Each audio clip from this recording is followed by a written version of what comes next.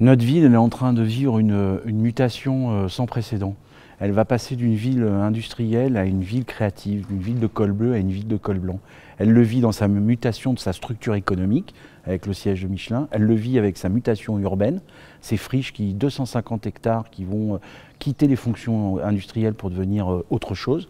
Et du coup, ça s'accompagne d'une demande sociale, ça s'accompagne d'une exigence culturelle renouvelée.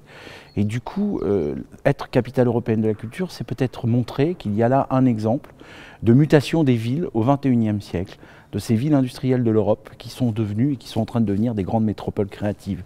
Clermont-Ferrand sera une sorte de paradigme. C'est ça qu'on veut creuser dans le cadre de cette campagne d'être candidat à la capitale européenne de la culture.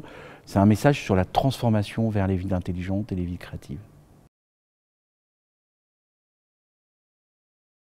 À la scène nationale, ça a été dans les années 90 un renouvellement de l'image de la ville avec l'obtention d'un label. Aujourd'hui, la programmation qui est faite par son directeur Jean-Marc Grangier est remarquable, mais c'était la seule scène nationale qui n'avait pas de lieu dédié. Or, c'est à la fois une des conditions, et puis surtout, pour qu'une équipe puisse épanouir un projet artistique, il lui faut un outil. Donc c'est un nouveau théâtre, en quelque sorte, avec 2 salles qui vont être construites à côté de la Maison de la Culture. Donc il y a une mutualisation en matière technique et en matière de régie, mais surtout c'est un établissement adapté, propre à faire un lieu de rencontre, un lieu de socialisation, un lieu où on va voir la création contemporaine, mais aussi où les gens vont pouvoir vivre des moments de partage avec un peu d'exposition, des conférences, et puis il y aura un bar-restaurant. Donc tout ça va créer un nouveau lieu culturel, un nouveau lieu d'effervescence sur la ville.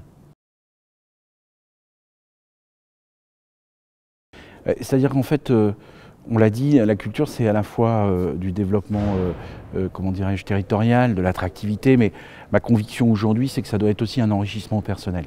Il faut revenir à cette idée que la culture c'est de l'émotion, c'est du savoir, c'est de l'intelligence. Et donc on a travaillé sur des grands moments populaires avec effervescence, avec un lancement fantastique à l'Hôtel-Dieu, plus de 50 000 personnes, de l'art dans la rue, c'est-à-dire au plus près des gens, c'est-à-dire retourner vers une démocratisation culturelle renforcée. Et les parcours, c'est justement dans le cadre de l'école et de notre plan éducatif ville et de nos assises de la culture, c'est l'idée d'offrir à chaque enfant de nos écoles la possibilité d'avoir à travers 5 parcours une vision complètement comment dirais-je, puissante de tout ce que l'art et la culture offrent à Clermont-Ferrand. Donc on est vraiment sur là, cette fois, la question de l'individu, la question de la personne, de l'amélioration intellectuelle, humaine, émotive de chacun d'entre nous, et c'est ça qu'on fait, et on le fait en direction essentiellement de la jeunesse.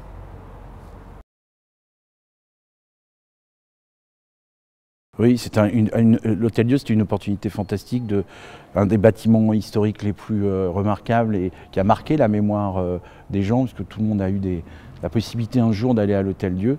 Il fallait que ça reste avec une fonction finalement de très grand public, et quoi de plus grand public au fond qu'une très grande bibliothèque. La ville et la métropole ont du retard. Nous avons mis en place depuis 2004 un schéma de lecture.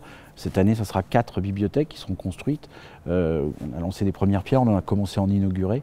Et au milieu de tout ce réseau, il y a la bibliothèque clermontoise qui sera une sorte de tête de réseau, une sorte de BMVR pour parler comme on parlait dans les années 2000, et qui sera finalement la bibliothèque qui sera ouverte à tous, avec un jardin de lecture qui sera justement un lieu aussi apaisé où on pourra lire. Donc en plein centre-ville, au cœur du patrimoine de l'Hôtel-Dieu, une nouvelle grande bibliothèque avec un jardin de lecture pour tous.